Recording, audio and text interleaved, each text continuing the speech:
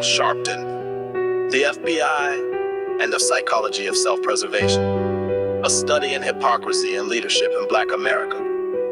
Introduction. In 2014, revelations emerged that Reverend Al Sharpton, once a firebrand of civil rights protest, acted as a confidential informant. For the FBI in the 1980s, the news set off waves of debate, not just about the implications of Sharpton's actions, but also about what it means to lead while navigating survival in a system historically hostile to Black liberation. The irony of Sharpton working with the same institution that orchestrated surveillance and sabotage of Martin Luther King Jr. through COINTELPRO underscores a deep contradiction, one that cannot be understood without exploring the psychology of self-preservation, fear, and moral compromise. The psychology of self-preservation.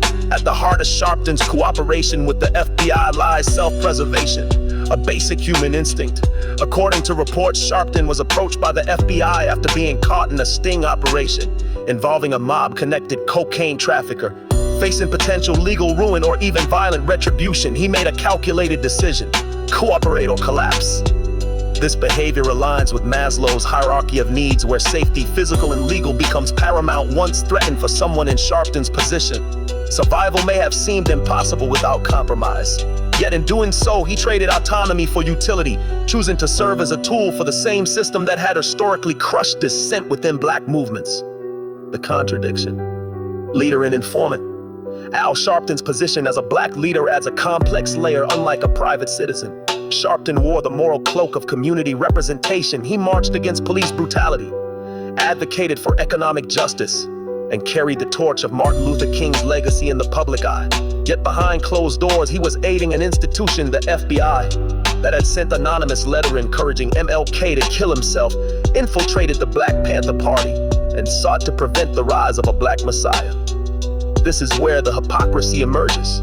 How can a leader claim to fight for Black advancement while simultaneously cooperating with the very organization that hunted Black liberation figures? Some would argue Sharpton merely did what was necessary in a dangerous world. Others call it betrayal, a tool of the state, or a man cornered. To be fair, Sharpton was not alone in making compromises with power. History is filled with leaders forced to make uneasy alliances to stay alive or stay relevant. But there is a difference between pragmatic navigation of political realities and quietly aiding institutions that actively undermine Black progress. Sharpton has maintained that his cooperation was about combating the mafia's grip on the music industry, not targeting fellow activists. Still, his role as a confidential informant was never disclosed publicly until years later, raising questions about transparency, trust, and moral integrity. The larger problem: when survival becomes complicity. The Sharpton case reveals a broader dynamic in Black political life. The line between survival and complicity is dangerously thin.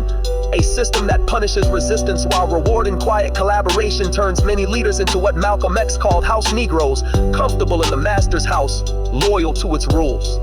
In the context of COINTELPRO, it's not just hypocritical, it's deeply painful for many Black Americans to watch one of their own willingly assist the very institutions that waged psychological warfare against civil rights leaders. Conclusion: leadership, legacy, and the question of integrity. Al Sharpton's legacy is not easily dismissed. He has helped bring justice to families of victims of racial violence and has spoken truth to power.